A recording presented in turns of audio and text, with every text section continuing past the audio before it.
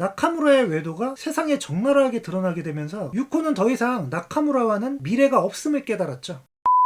지난 시간 전편에서 지금 만나러 갑니다라는 작품에 출연한 것까지 이야기를 했는데, 다케우치 유코 하면은 가장 먼저 떠오르는 작품이 아닐까 싶은데요. 국내에서는 영화 러브레터 그리고 세상의 중심에서 사랑을 외치다, 이 두 작품과 함께 가장 유명한 일본 영화가 아닐까 싶은데, 다케우치 유코의 최전성기 시절의 작품이다 보니까 국내에서도 엄청 유명하죠. 영화의 줄거리는 비오는 계절에 다시 돌아오겠다는 약속을 남긴 채 세상을 떠난 아내 미호가 정말로 비오는 계절에 다시 돌아왔다는 이야기예요. 이 영화는 14년 후 한국에서도 리메이크가 되어 흥행에 성공했는데, 비오는 날에 다시 아내가 돌아왔지만 기억을 다 잃어버렸고 겨우 기억을 되찾고 보니 비오는 계절이 끝나면 다시 돌아가야 한다는. 사실 이 영화의 결말은 굉장히 씁쓸함을 남기는데, 당시 유코의 상대 역으로는 나카무라 시도, 이 영화에 출연한 인연으로 실제로 둘은 연인관계로 발전해서 결혼까지 가게 되는데, 그것도 속도 위반으로 말이죠.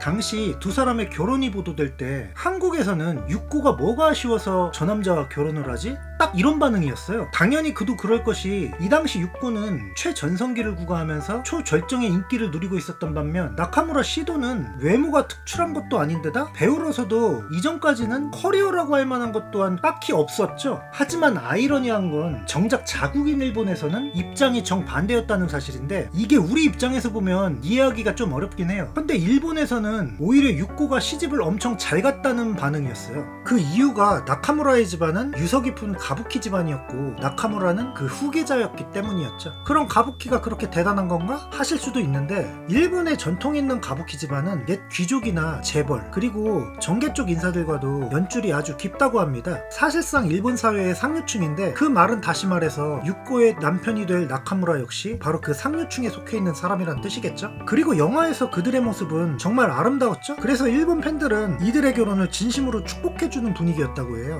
이듬해엔 이 둘 사이에서 아들도 태어나면서 이들에게 마치 행복한 미래만 펼쳐질 것만 같았죠. 이때까지만 해도. 하지만 행복할 것 같던 결혼 생활은 그녀의 생각과는 전혀 다른 것이었는데, 일본 사회의 최상류층이던 가부키 가문의 시집 생활은 그녀에게 족쇄, 아니 감옥이나 다름없었죠. 우선 가부키 집안에 한번 시집을 가게 되면 아들을 낳게 될 경우 그 아들도 어릴 때부터 가부키 배우로서 영재 교육을 시켜야만 했는데, 문제는 이게 아이의 의사를 배제한 행위라는 거죠. 그리고 남편의 내조를 철저히 해야만 했는데, 남편이 공연을 할 때마다 반드시 남편과 동행을 같이 해야 했고, 공연 날짜를 기억해야 하는가 하면 말투나 매너의 체크는 기본이었으며, 심지어 기모노를 입는 것도 흘려서는 안 됐다고 해요. 이런 보수적인 전통은 어린 시절부터 연예계 생활을 해온 유코에겐 처음부터 맞지도 않았고 적응할 수도 없었죠. 하지만 두 사람을 파경에 이르게 한 본질적인 문제는 그것이 아니었어요. 이 두 사람이 파경에 이르게 된 결정적인 원인은 바로 나카무라의 외도 때문이었죠. 사건이 터진 그날 2007년 7월의 어느 날이었어요. 당일 새벽 4시, 나카무라가 새벽 시간 운전 중에 신호위반으로 적발이 됐는데, 그 과정에서 그가 음주운전을 했다는 게 드러나게 되죠. 현장에서 체포가 됐는데, 그 과정에서 밝혀진 사실들은 정말 충격적이었죠. 검거 당시 그의 조수석에는 동승자가 한 명 타고 있었는데, 바로 여배우 오카모토 아야가 그 옆자리에 타고 있었죠. 이 과정에서 결국 나카무라의 외도가 세상에 적나라하게 드러나게 되면서 유코는 더 이상 나카무라와는 미래가 없음을 깨달았죠. 결국 그녀는 2살도 채 안 된 어린 아들을 안고서 집을 나오고야 맙니다.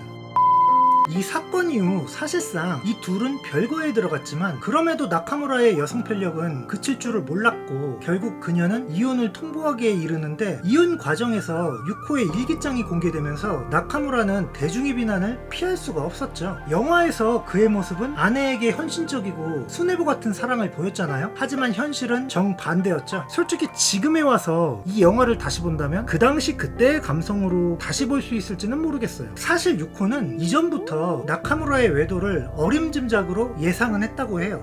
외박이 점점 잦았으며, 때로는 옷깃에 여성의 립스틱이 묻어있는가 하면 여러 정황을 봤을 때 외도가 확실한 상황이었죠. 하지만 정작 나카무라의 외도가 정말 사실로 밝혀지자 그녀는 무너질 수밖에 없었어요. 혹시라도 하는 희망마저 모두 사라진 유코는 자신의 어린 아들을 끌어안고 그대로 주저앉아 하염없이 울 수밖에 없었다고 하는데, 1년 4개월간의 이혼 소송 끝에 2008년 2월 29일 둘은 정식으로 이혼에 합의하게 됩니다.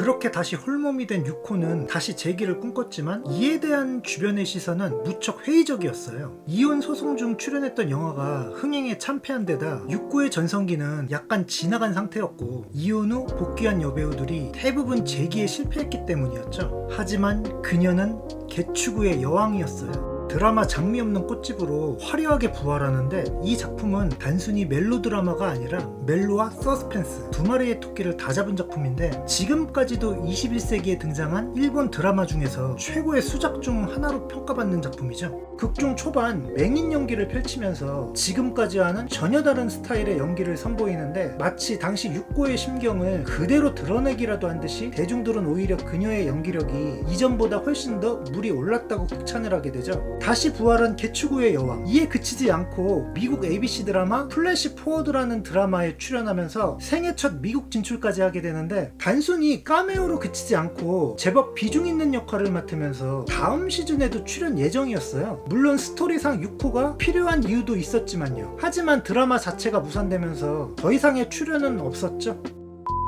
비록 전성기 시절에 화려했던 모습은 아니었지만 재기의 성공에 톱스타로서 성공가도를 달리고 있었던 유코지만 그런 그녀에게도 그 당시 아주 현실적인 문제에 직면해 있는 일이 있었죠. 이혼 후 아들의 양육권을 유코가 찾아오긴 했지만 바로 싱글맘으로서 연기 활동까지 하며 어린 아들을 홀로 키운다는 건 그녀에게도 절대 쉬운 일이 아니었어요. 그렇다고 누구에게 의지할 수 있는 입장도 아니었고요. 하지만 그런 상황에서 전혀 예상하지도 못했던 뜻밖의 인연이 그녀를 찾아오는데 그는 바로 같은 소속사 배우이자 동료였던 나카바야시 타이키였죠. 유코와 작품을 같이 하면서 서로에게 끌리는 감정을 느끼는데 둘은 오래 지나지 않아 연인 관계로 발전했어요. 타이키는 유코보다 5살이 아래였지만 당시 정신적으로나 육체적으로 상당히 지쳐가고 있던 유코에게 타이키는 가뭄의 단비 같은 인연이었어요. 하지만 유코는 섣불리 재혼을 생각할 수는 없었죠. 일단 첫 번째 결혼으로 인해 너무 크게 되었잖아요. 그게 첫 번째 이유였고 그것보다 가장 큰 이유는 이제 막 사춘기에 접어든 자신의 아들이었어요. 그건 바로 유코 본인도 어린 시절 아버지가 재혼하는 과정에서 자신 역시 씻을 수 없는 상처를 입은 경험이 있기 때문이었죠. 그래서 어느 날 유코는 은근슬쩍 아들에게 의사를 물어보는데 의외로 아들은 뜻밖의 반응을 보였어요.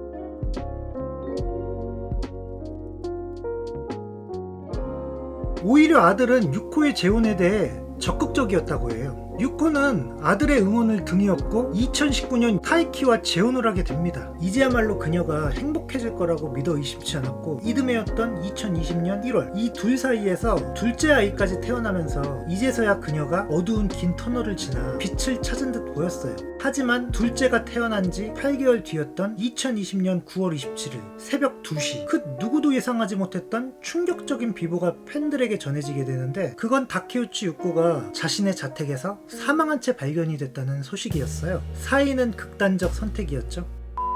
사람들은 이해할 수가 없었죠. 그녀에게 왜 그런 일이 일어났는지. 자상하고 가정적인 남편에다 둘째까지 태어난 상황에서 도대체 왜?